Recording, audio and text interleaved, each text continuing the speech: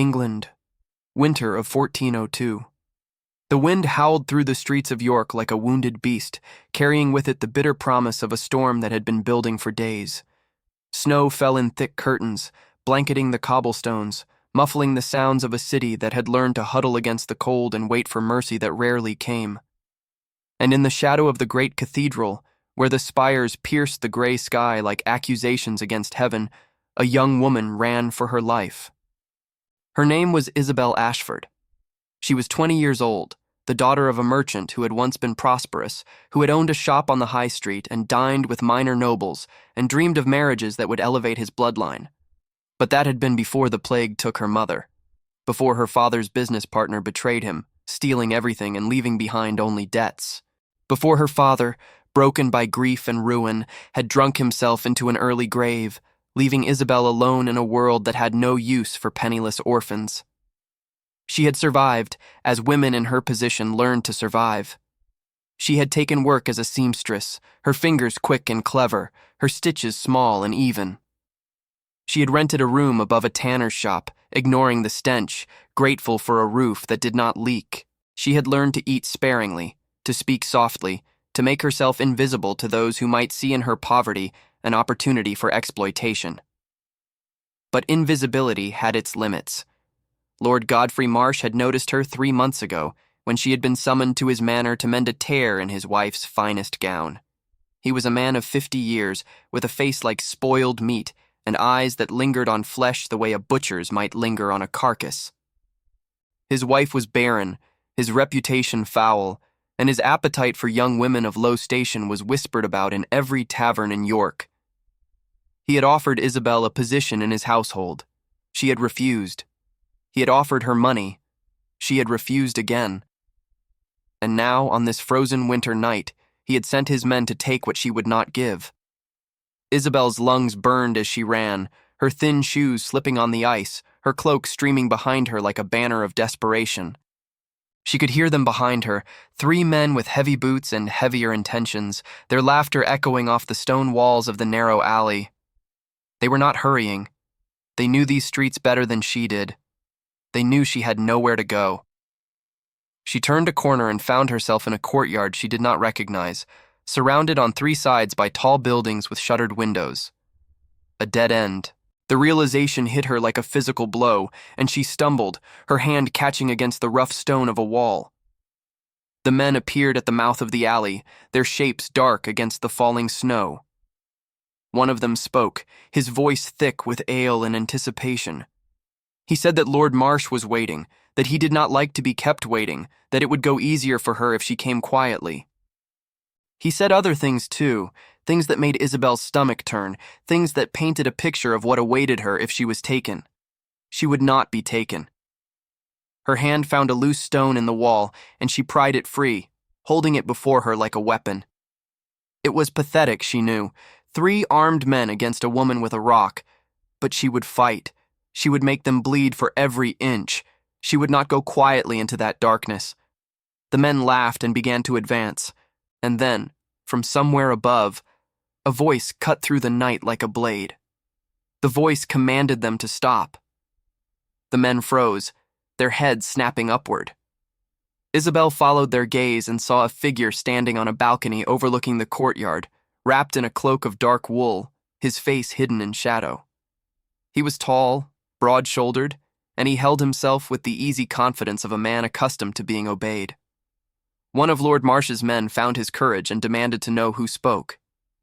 He declared that they were on Lord Marsh's business and warned the stranger not to interfere. The figure on the balcony was silent for a moment.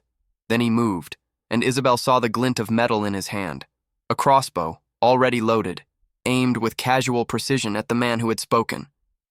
The voice came again, calm and cold. He said that Lord Marsh's business was no longer their concern. He told them to leave now while they still could. There was something in that voice, some quality of absolute authority, that made the men hesitate.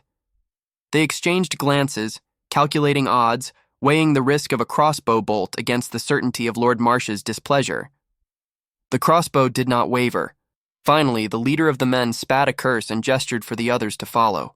They retreated down the alley, their footsteps fading into the storm, leaving Isabel alone in the courtyard with her stone still clutched in her trembling hand.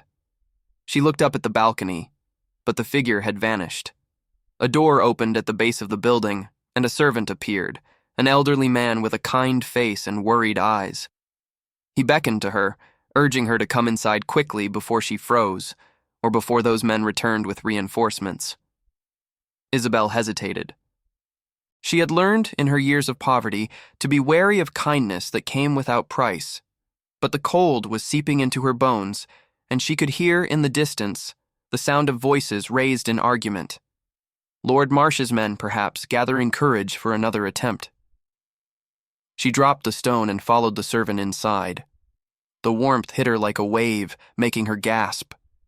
She found herself in a corridor lit by torches, the walls hung with tapestries that depicted hunting scenes and battles.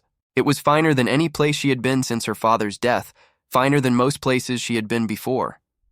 Whoever owned this house was wealthy beyond anything she had known. The servant led her through a maze of passages until they reached a chamber dominated by a massive fireplace where flames crackled and danced, casting shifting shadows across the room. A chair had been drawn close to the hearth, and in it sat the man from the balcony. He had removed his cloak, and Isabel could see him clearly for the first time. He was younger than she had expected, perhaps 30 years of age, with dark hair that fell across a face of severe, angular beauty. His eyes were the color of a winter sky, pale gray, and they studied her with an intensity that made her want to look away. But she did not look away. She had learned that lesson, too. Never show fear to predators. He spoke, and his voice was the same one that had commanded the men in the courtyard, deep, measured, accustomed to obedience. He asked who she was and why Lord Marsh's dogs were hunting her through the streets of York. Isabel told him. She kept her account brief, factual, stripped of self-pity. She told him about her father's ruin, about her work as a seamstress, about Lord Marsh's unwanted attention and her refusal to submit to it. She told him that she had no protector, no family, no one who would notice or care if she disappeared. The man listened without interrupting. When she finished, he was silent for a long moment, his gaze fixed on the fire. Then he asked a question that changed everything. He asked if she would consider a proposition. Isabel stiffened, her defenses rising. She had heard such words before from men who wrapped their desires in the language of business. She told him that she was not for sale, that she would rather freeze in the streets than become any man's plaything. Something flickered in his gray eyes, surprise perhaps, or respect. He assured her that he was not proposing what she imagined. He explained that he required a wife. The words hung in the air between them, impossible, absurd. He continued, his tone still measured, as if he were discussing a trade agreement rather than matrimony. He told her that his name was Marcus Blackwood, Duke of Ashworth, and that he was one of the most powerful men in England. He told her that he had enemies who sought to weaken him through marriage, who pushed their daughters and sisters at him, who schemed and plotted to bind him to alliances he did not want. He told her that he needed a wife who would expect nothing from him, a wife who would be content with the title and the protection it offered, who would not demand affection or attention or any of the things that wives typically demanded. A wife who would, in essence, be a shield against the ambitions of others. And in return, he said, he would offer her something priceless, safety. No one would dare touch the Duchess of Ashworth. Lord Marsh would not dare to pursue her. She would have wealth, status, security for the rest of her days. Isabel stared at him, unable to speak. It was madness. Dukes did not marry seamstresses. The nobility did not elevate the common-born to their ranks, not without scandal, not without consequences that rippled through generations. She told him that it was impossible. She told him that society would never accept her, that she would be mocked and scorned, that his own family would disown him. Marcus Blackwood smiled, and the expression transformed his severe features into something almost human. He said that he had no family left to disown him. He said that he cared nothing for the opinions of society. He said that he was offering her a business arrangement, nothing more, and that she was free to refuse. But he also said, and here his voice softened just slightly, that he thought she was brave. He said that he had watched her in the courtyard, a lone woman with a stone in her hand, ready to fight 3 armed men rather than surrender. He said that in his experience, such courage was rare and he respected it. Isabel was quiet for a long time, her mind racing through the implications. A duchess. She would be a duchess. She would have gowns and jewels and servants, a castle to live in, food on her table every day. She would never again have to fear men like Lord Marsh. She would never again have to wonder where her next meal would come from.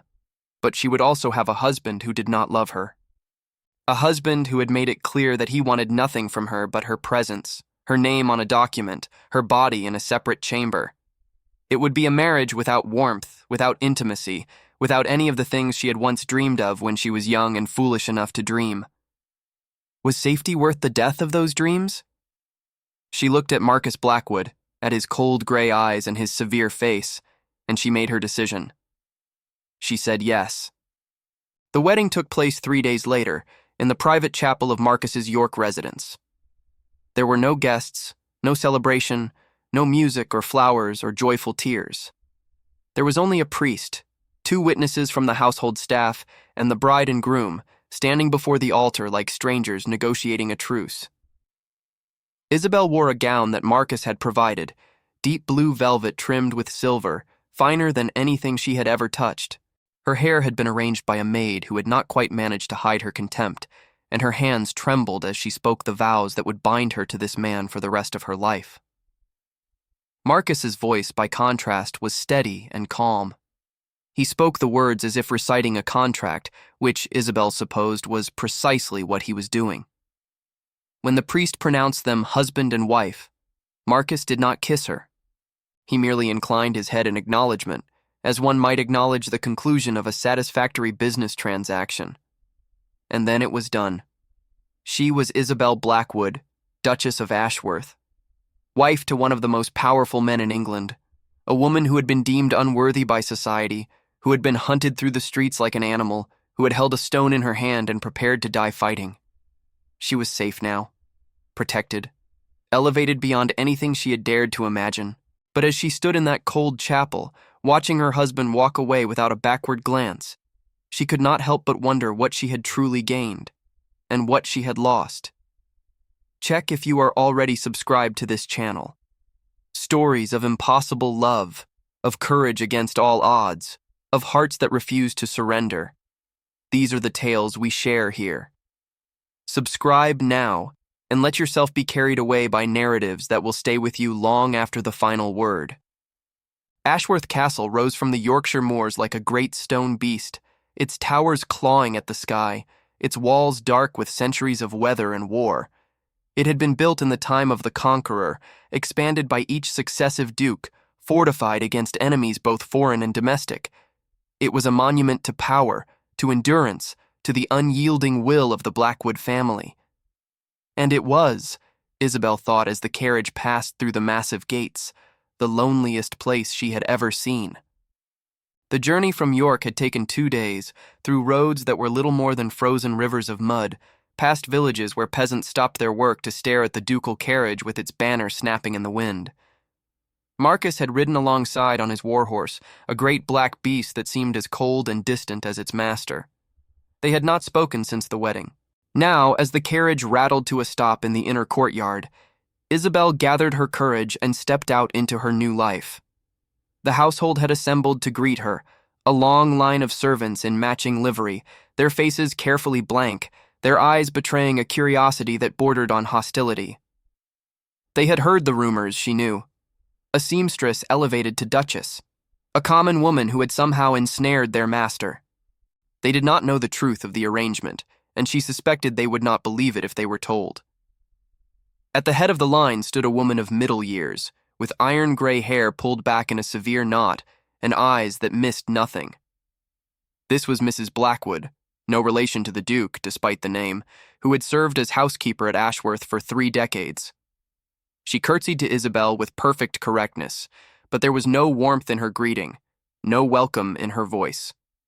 She said that she hoped her grace would find the castle to her liking.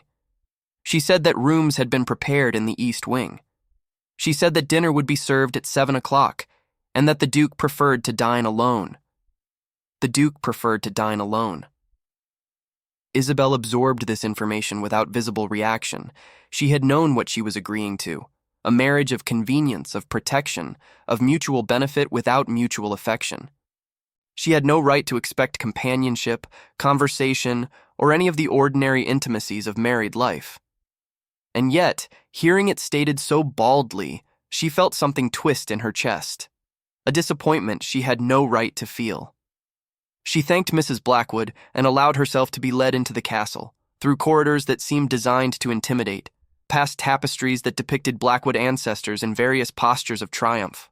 Her chambers, when she reached them, were spacious and well-appointed, with a fire already burning in the grate and a bed large enough for 4. She was alone. The first weeks at Ashworth established a pattern that would define her existence. She woke each morning in her solitary chamber, was dressed by maids who treated her with distant courtesy, ate her meals in a private dining room that echoed with emptiness.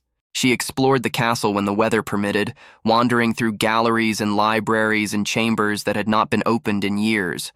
She spoke to the servants, who answered her questions but never volunteered conversation. And she did not see her husband. Marcus was a ghost in his own castle, a presence felt but never encountered. She heard his footsteps sometimes, late at night, passing her door on the way to his own chambers. She saw the remnants of his meals being cleared from the great hall, where he apparently dined when she was not present. She found books in the library with markers indicating recent reading, chairs by fireplaces that still held the warmth of a body that had recently departed. But he did not seek her out. He did not invite her to join him. He did not, as far as she could tell, acknowledge her existence at all. At first, Isabel accepted this as the terms of their agreement. He had wanted a wife in name only, and she had accepted. She had no grounds for complaint. But as the weeks stretched into a month, and the month threatened to become 2, she began to feel the isolation wearing at her. She had been alone before, in her little room above the tanner's shop, but that loneliness had been tempered by the bustle of the city, the voices of neighbors, the simple human contact of daily commerce. Here, in this vast stone fortress, she was surrounded by people who served her but did not speak to her, who obeyed her but did not see her. She was invisible again, she realized, just as she had been in her poverty. The gown was finer, and the roof did not leak, but the essential truth was the same. She was a woman whom no one truly saw. The breaking point came on a February evening, when the snow had been falling for 3 days straight, and the castle felt more like a tomb than ever. Isabel had been in the library, reading by candlelight, when hunger drove her toward the kitchens in search of something to eat. She had learned in her time at Ashworth which corridors to avoid, which paths would keep her from crossing her husband's. But the snow had disrupted the servants' routines, and she took a wrong turn, and suddenly she found herself face to face with Marcus Blackwood. He was standing in a narrow passage, dressed in simple clothes rather than his usual finery, his dark hair disheveled as if he had been running his hands through it. He looked as startled to see her as she was to see him. For a moment, neither of them spoke. Then Marcus inclined his head in that distant way of his and moved to step around her, to continue on his way, as if she were merely an obstacle in his path. Something in Isabel snapped. She said his name. Not your grace, not my lord, but his name, the name she had spoken only once at their wedding. Marcus. He stopped. She told him that they needed to speak. She told him that she understood the terms of their arrangement, that she had accepted them willingly, but that she could not continue to live as a ghost in her own home. She told him that she was not asking for affection or attention, but simply for acknowledgement, a meal shared occasionally, a conversation now and then. Some small sign that she was a person and not a piece of furniture that had been installed in the East Wing. Her voice trembled as she spoke, but she did not lower her eyes. She had faced worse than this. She had faced Lord Marsh's men with a stone in her hand. She would not be cowed by her own husband's coldness. Marcus listened without expression. When she finished, he was silent for a long moment, and she braced herself for dismissal, for anger, for the cold reminder that she had agreed to exactly this. But when he spoke, his voice was not cold. It was tired. He said that she was right. Isabel blinked, uncertain she had heard correctly. Marcus continued. He said that he had been unfair to her. He explained that he had spent so many years building walls around himself, protecting himself from those who wanted something from him, that he had forgotten how to let anyone in. He said that he had thought it would be easier this way for both of them, but he could see now that he had been wrong. He asked if she would join him for dinner. The meal was awkward, stilted, two strangers struggling to find common ground. But it was a beginning. They spoke of inconsequential things at first: the weather, the castle, the history of the Blackwood family. Marcus proved to be a knowledgeable guide to his own ancestry, recounting tales of dukes who had fought beside kings and others who had fought against them. His voice warmed as he spoke, losing some of its careful distance, and Isabel found herself genuinely interested. She asked him about the crossbow that night in York. She asked if he always carried it. A ghost of a smile crossed his face. He told her that he had learned long ago that a duke could never be too careful. Too many people wanted too many things from him. It was easier to be prepared. She asked if that was why he had proposed to her, because she wanted nothing. Marcus was quiet for a moment. Then he admitted that it had been part of his reasoning, but he also said that he had meant what he told her that night. He had been impressed by her courage. In a world of scheming and flattery, she had stood before him with a stone in her hand, ready to fight. That kind of spirit, he said, was rare. Isabel felt something shift in her chest.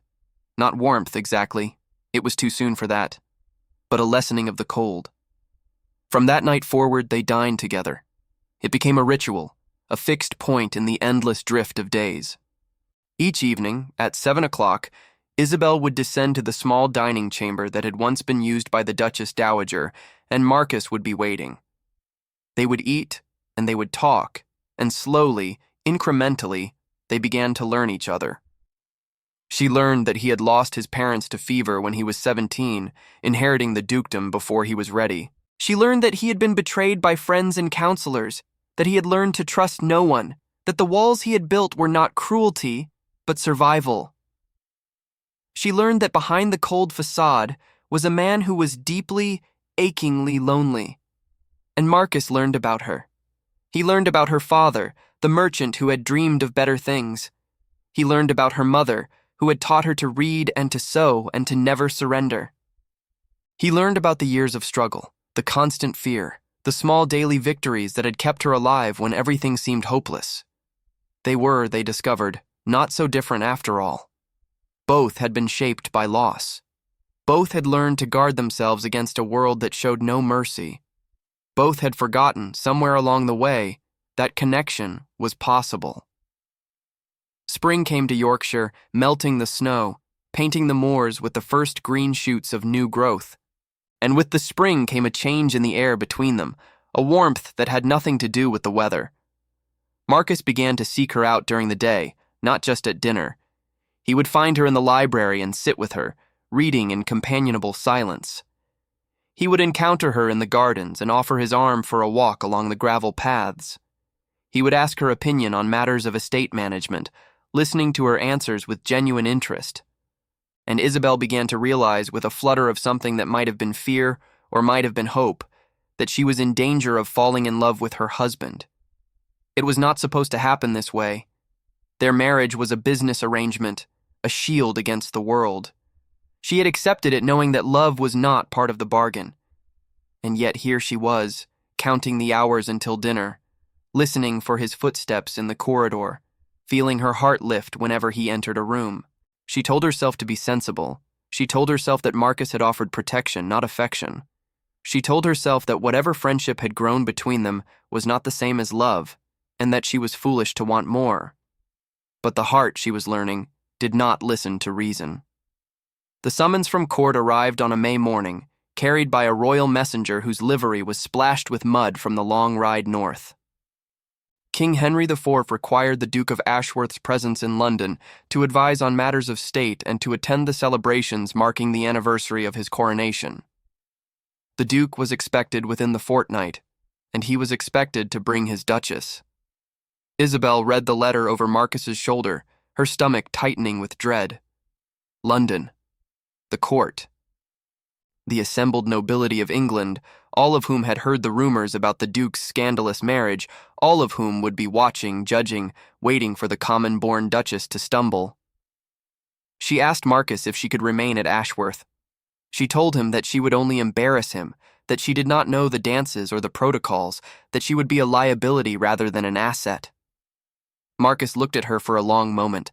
Then he told her that he wanted her to come. It was such a simple statement, but it carried weight that Isabel could not ignore. In all the months of their marriage, Marcus had never asked anything of her. He had provided for her, protected her, gradually opened himself to her. But he had never asked.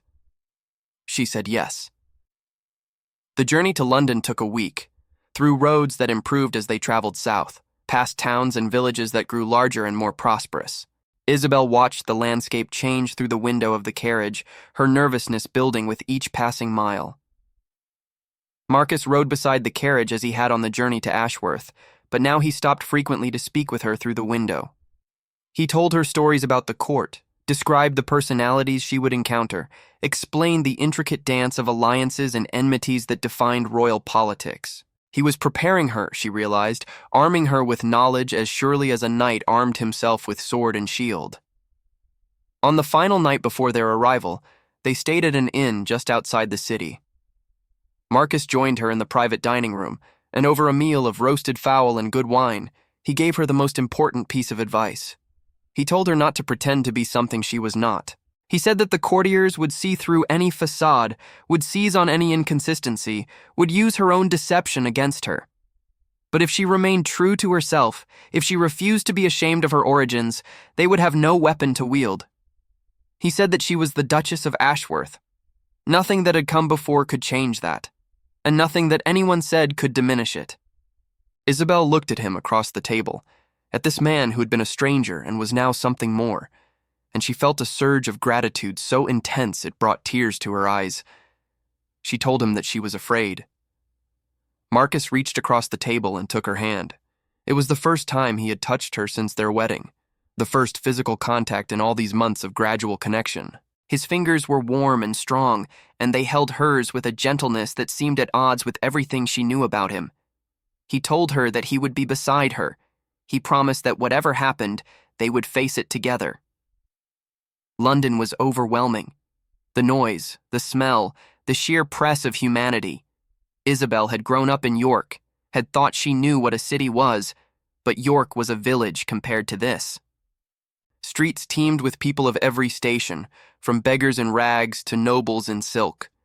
Merchants hawked their wares at the top of their lungs. Carriages jostled for position on roads that were never quite wide enough. And above it all loomed the great edifices of power, the Tower, Westminster, the countless churches whose spires punctured the smoky sky. The court was worse. They arrived at Westminster Palace on a Thursday afternoon, and Isabel was immediately plunged into a world she did not understand.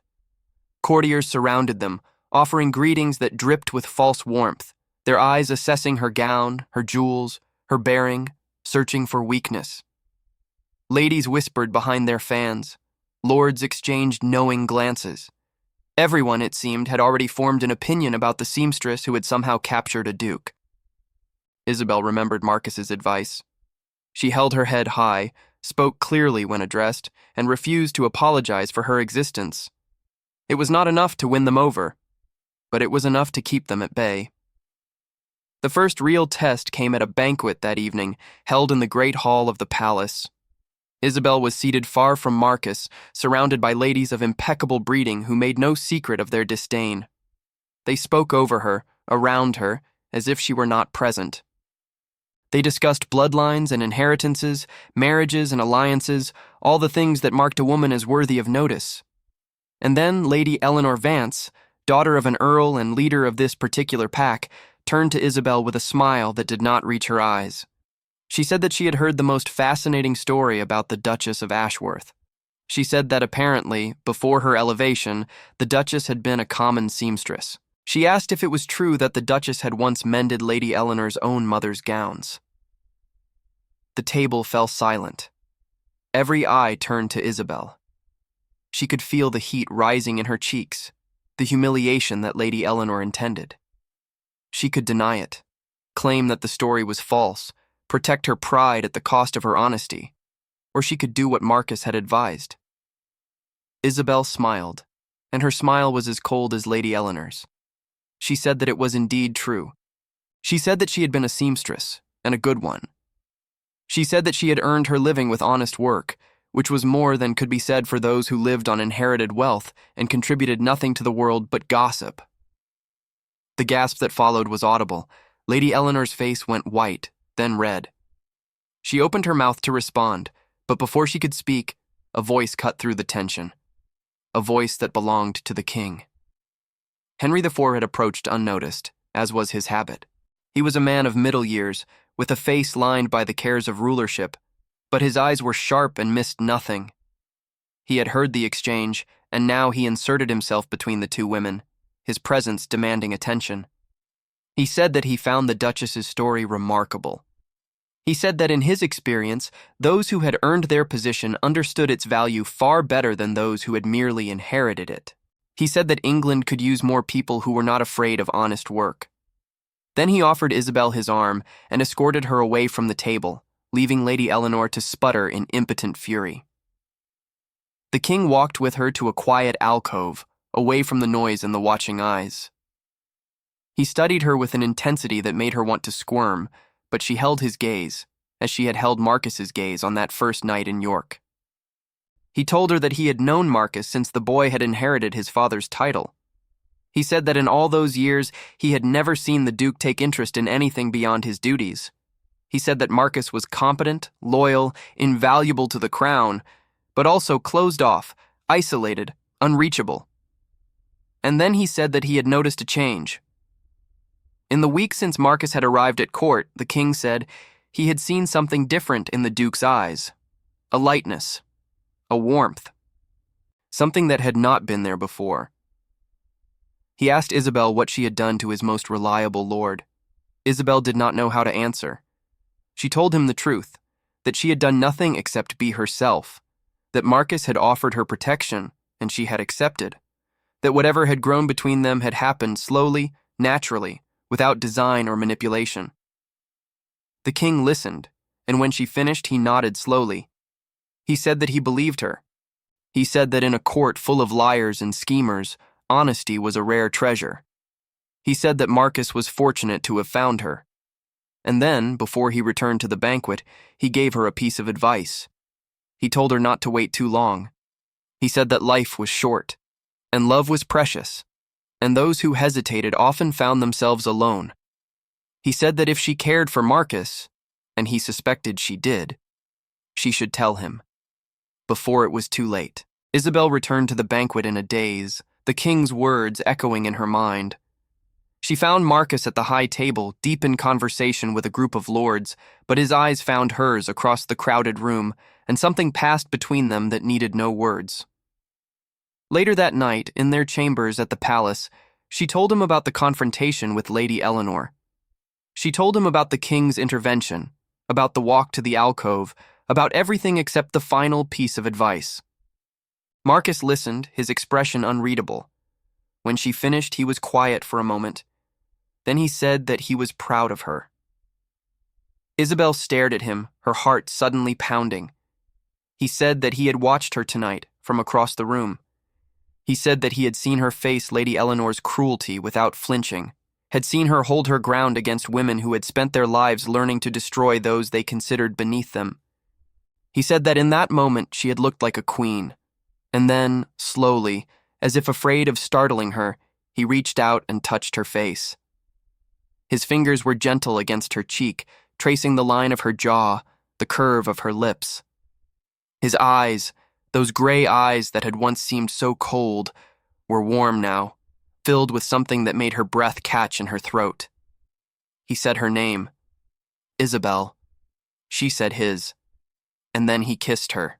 It was not like the perfunctory touch of lips at their wedding. It was a real kiss, deep and searching, filled with months of suppressed longing.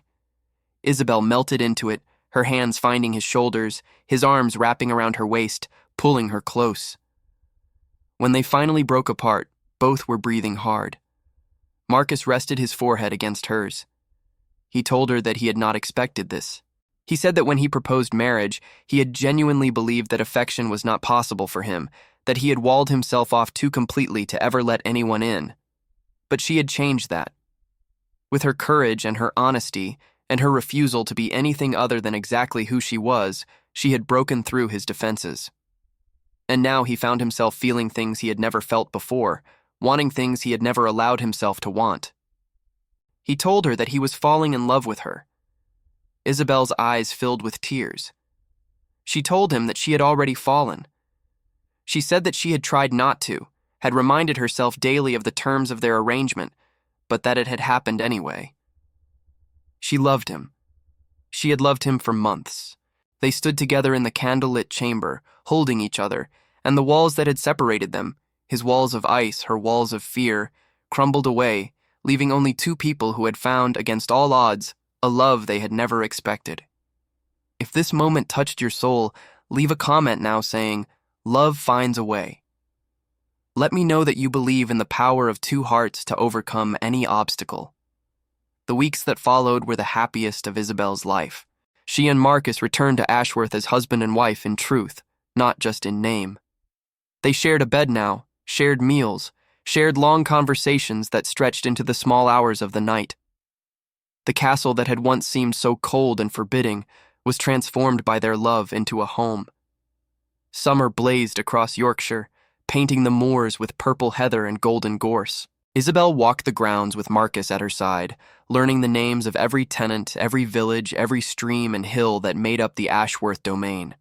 She visited the sick, distributed alms to the poor, took an interest in the lives of the common folk that no duchess before her had shown, and she was adored for it.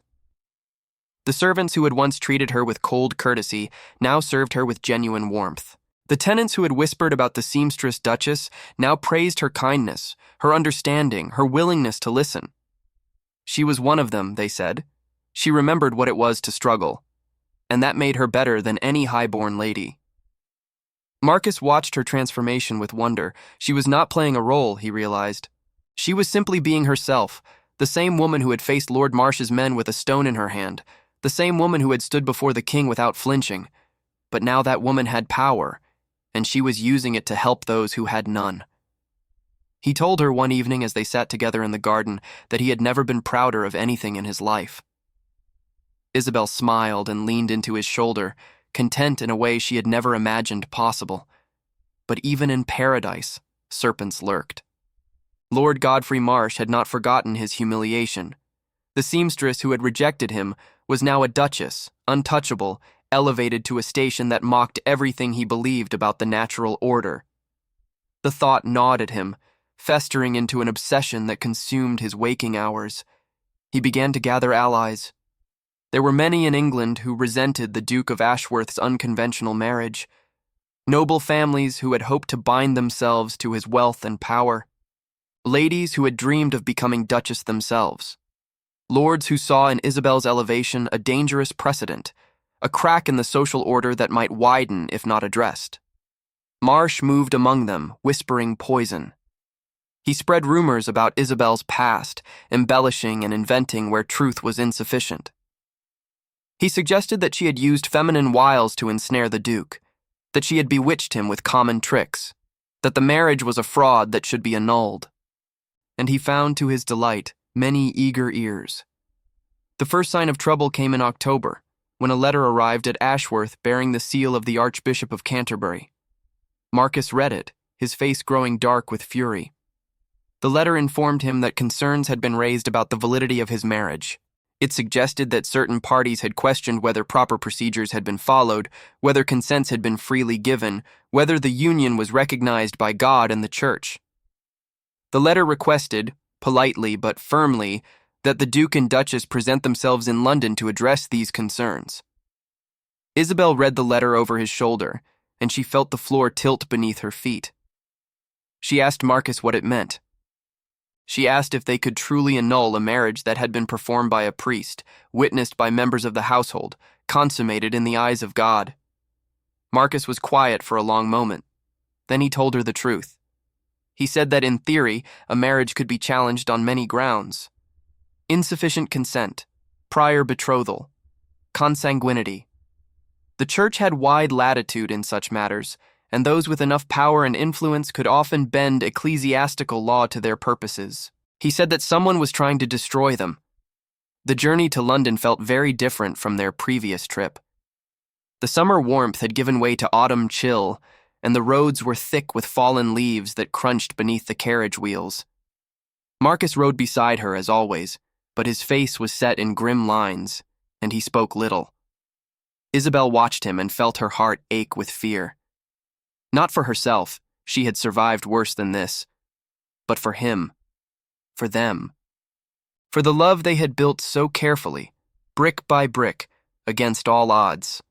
She would not let them take it away. The hearing took place in a chapel adjoining Westminster Abbey, before a panel of bishops and church officials. The room was cold, the stone walls seeming to absorb all warmth, and Isabel shivered despite the fur-lined cloak Marcus had insisted she wear. Lord Marsh was there, seated among the spectators, his face a mask of pious concern. Lady Eleanor Vance was there too, and a dozen other nobles who had reason to wish the Blackwood marriage dissolved. They watched with hungry eyes, waiting for blood. The chief inquisitor was a bishop named Thomas Mortimer, a man known for his rigid adherence to canon law and his distaste for anything that disrupted the proper order of society. He began by reviewing the circumstances of the marriage, the haste with which it had been performed, the lack of banns or public announcement. He asked Marcus why he had married so quickly, so secretly, without the knowledge of his peers or the blessing of the church hierarchy. Marcus answered calmly. He explained that he had encountered a woman in danger and had offered her the protection of his name. He said that the marriage had been performed by a licensed priest with proper witnesses in full accordance with canon law. He said that whatever irregularities might be alleged, the union was valid in the eyes of God. Bishop Mortimer listened, his expression unreadable. Then he turned to Isabel. He asked her if she had freely consented to the marriage. He asked if she had been coerced, threatened, manipulated in any way. He asked if she understood, at the time, what she was agreeing to. Isabel stood and faced the panel. She was aware of every eye in the room upon her, aware of Lord Marsh's gloating anticipation, aware of the weight of everything that hung in the balance. She told them the truth. She said that she had been running for her life when she met the Duke. She said that he had offered her protection, and she had accepted. She said that at the time, she had understood the marriage to be an arrangement of mutual benefit, nothing more. Bishop Mortimer leaned forward, sensing an admission. He asked if that meant she had not loved the Duke when she married him.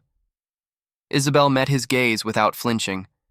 She said that no, she had not loved him, not then, but she loved him now. She said that their marriage had begun as a contract and had become something more, something precious, something worth fighting for.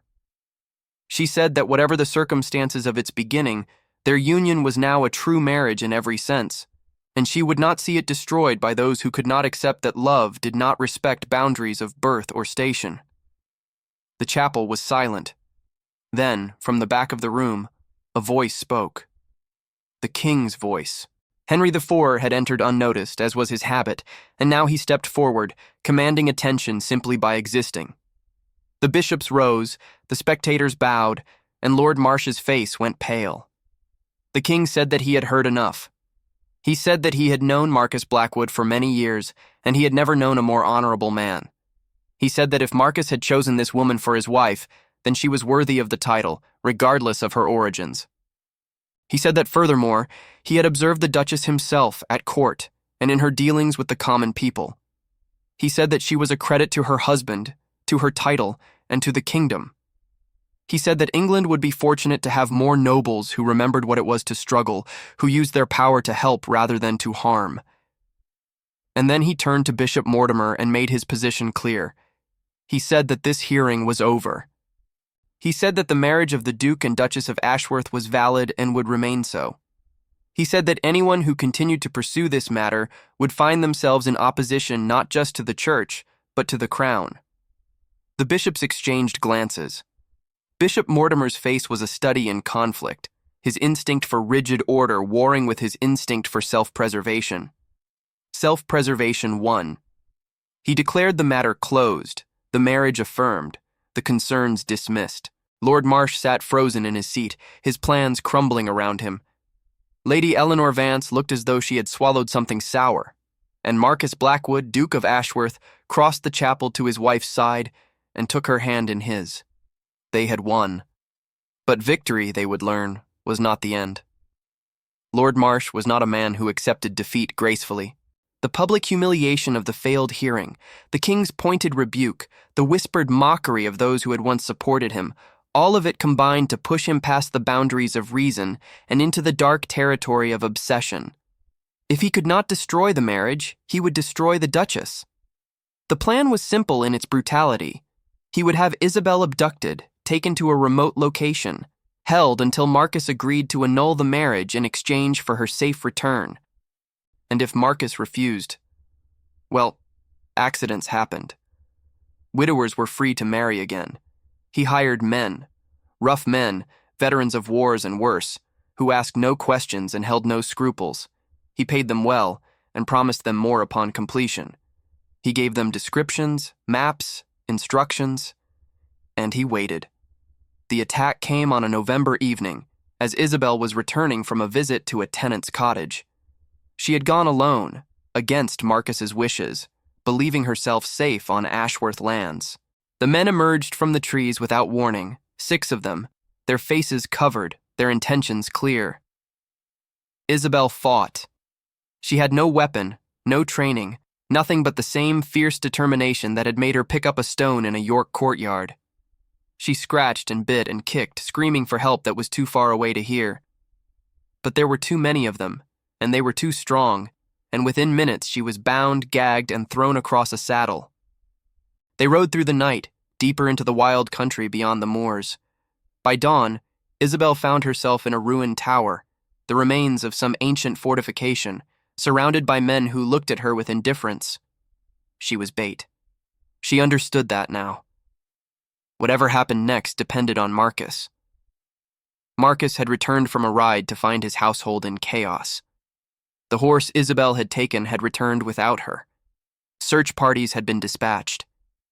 The moors were being scoured for any sign of where she had gone. When night fell without word, Marcus understood that this was not an accident. He gathered his most trusted men, soldiers who had fought beside him, who owed him their loyalty, and he began to hunt. Not search. Hunt. There was a difference, and his men saw it in his eyes, in the cold fury that burned there, in the absolute certainty that whoever had taken his wife would pay.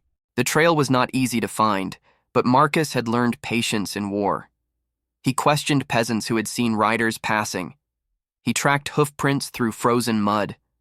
He followed the logic of terrain and opportunity, narrowing the possibilities until only one remained. The ruined tower. A place he had explored as a boy, a place that offered shelter and concealment, a place that any local villain would know. He arrived at midnight. His men spread in a silent circle around the ruins. The moon was full, casting silver light across the tumbled stones, and Marcus could see the flicker of a fire through a gap in the crumbling wall. He did not wait for dawn. He did not negotiate or parley or offer terms. He attacked. The battle was brief but savage. Marcus's men were trained soldiers. Marsh's hirelings were thugs. Within minutes, 4 of the kidnappers were dead, 1 was dying, and the 6th had fled into the darkness. Marcus found Isabel in the tower's only intact chamber, bound to a chair, her face bruised but her eyes blazing with defiant fury. He cut her bonds with hands that trembled, pulled her into his arms, held her so tightly that neither of them could breathe.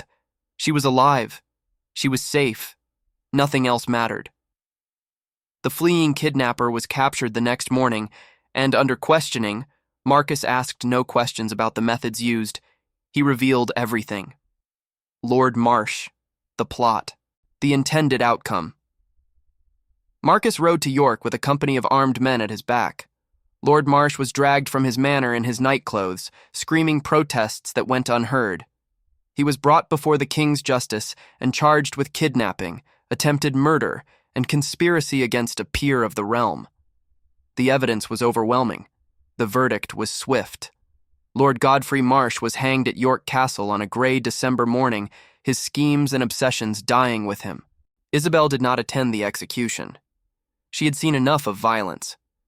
But she stood at a window of Ashworth Castle, watching the distant plume of smoke from the city, and she felt something she had not expected.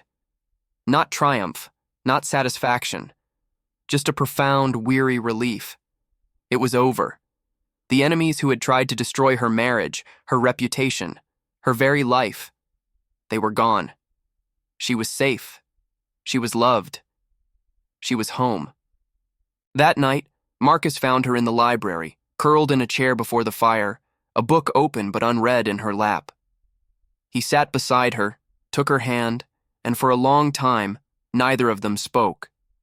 Then Isabel told him something she had not yet found the courage to say. She told him that she was carrying his child. Marcus went very still. Then he turned to her, his gray eyes wide with wonder, and for the first time since she had known him, she saw him weep. He pulled her into his arms, buried his face in her hair, and held her as though she were the most precious thing in the world. Because she was. She and the life growing within her, the future they would build together. Outside, the first snow of winter began to fall, soft and silent, covering the world in white. England, spring of 1404. The gardens of Ashworth Castle were ablaze with color. Roses climbed the ancient walls in profusions of red and white. Lavender bordered the paths, filling the air with perfume. Apple trees were heavy with blossoms, promising a harvest that would fill the cellars with cider and the tables with fruit. And in the nursery, in a cradle carved from oak, the heir to the Ashworth dukedom slept. They had named him William after Marcus's father. He was 3 months old now, a healthy, thriving baby with his father's dark hair and his mother's determined chin.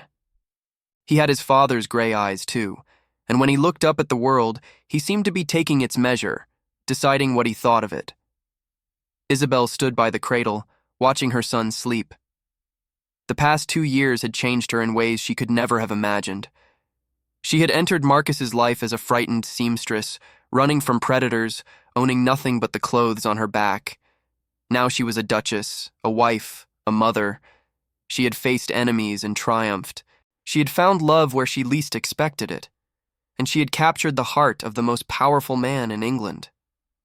That phrase had followed her since the early days of the scandal, whispered in mockery by those who resented her rise. The seamstress who captured a duke, as if she had trapped him, ensnared him, stolen something that should have belonged to another. But she understood now what capture truly meant. It meant that Marcus, who had built walls around himself so high and thick that no one had penetrated them in 30 years, had let her in. It meant that he had chosen to love her, to trust her, to build a life with her. It meant that the cold, distant duke who had offered her a business arrangement had become a warm, devoted husband who looked at her as though she hung the moon. She had captured him, and he had captured her in return. Marcus entered the nursery quietly, crossing to stand beside her at the cradle. He slipped an arm around her waist, and she leaned into him, feeling the solid warmth of his presence. He asked how William was. She told him that their son was perfect, as always. She told him that the nurse had reported a healthy appetite and a full night's sleep. She told him that she had never imagined such happiness was possible. Marcus turned her to face him, his hands gentle on her shoulders. He told her that he had been thinking about the past, about the night they met, the snow falling in the courtyard, the stone in her hand. He told her that if he had ridden past, if he had not stopped to help, he would have lived out his days in isolation, never knowing what he had missed.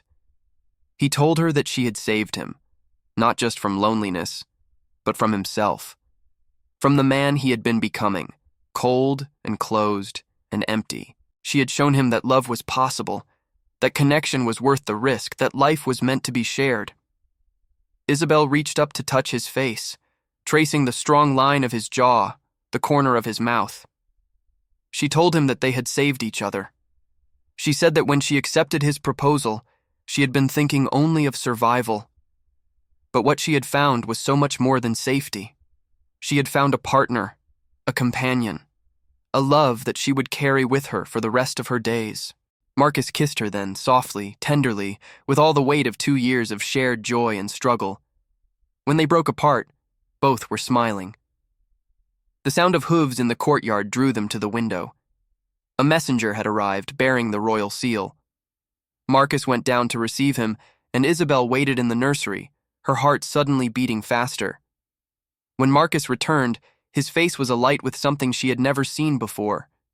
He told her that the king had sent a gift. In recognition of the Duke and Duchess of Ashworth's service to the crown, and in honor of the birth of their son, His Majesty was pleased to grant them additional lands along the Scottish border.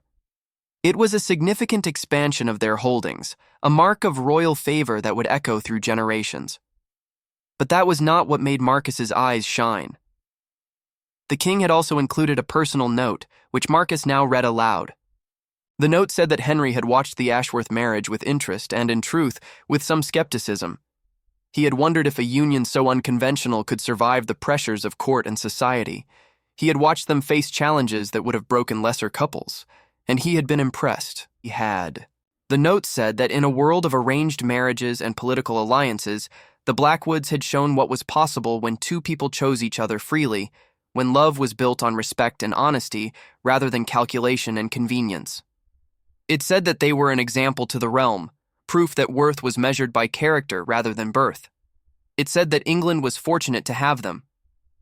Isabel listened, tears streaming down her face. The King of England, praising her, recognizing her, seeing her not as a seamstress who had risen above her station, but as a duchess who had earned her title through courage and love. Marcus folded the letter and crossed to her, wiping her tears with gentle fingers. He asked her if she remembered what he had told her, that night in York when he proposed. She remembered. He had told her that he thought she was brave. He nodded. He said that he had been right. He said that she was the bravest person he had ever known. And he said that every day of their marriage had only confirmed what he had sensed in that first moment, that she was extraordinary. Isabel laughed through her tears. She told him that he was not so bad himself. She told him that the cold, distant duke she had married had turned out to be the warmest, most loving man she had ever known. She told him that she was grateful every single day, that she had found the courage to say yes. They stood together at the window, looking out at the gardens, at the spring sunlight, at the world they had built together. The story that had begun with a frightened woman and a stone in her hand had become a legend. The seamstress who married a duke. The duchess who faced down kings and enemies, the love that had conquered every obstacle placed in its path. But for Isabel and Marcus, it was not a legend. It was simply their life, their love, their family. And it was more than enough. If you watched this far, it is because this story truly captured your heart. Leave a comment saying, "I watched this far," so I can get to know you and know who really appreciates the tales we share on this channel. If you have not yet subscribed, do so now. Stories like this one, tales of love that triumph over adversity, of courage that conquers cruelty, of hearts that refuse to surrender, are what we bring you every week. Leave a like to help this story reach others who need its message of hope. Share it with someone who believes in the power of love. And remember, you are worthy. You are enough. Your story is just beginning.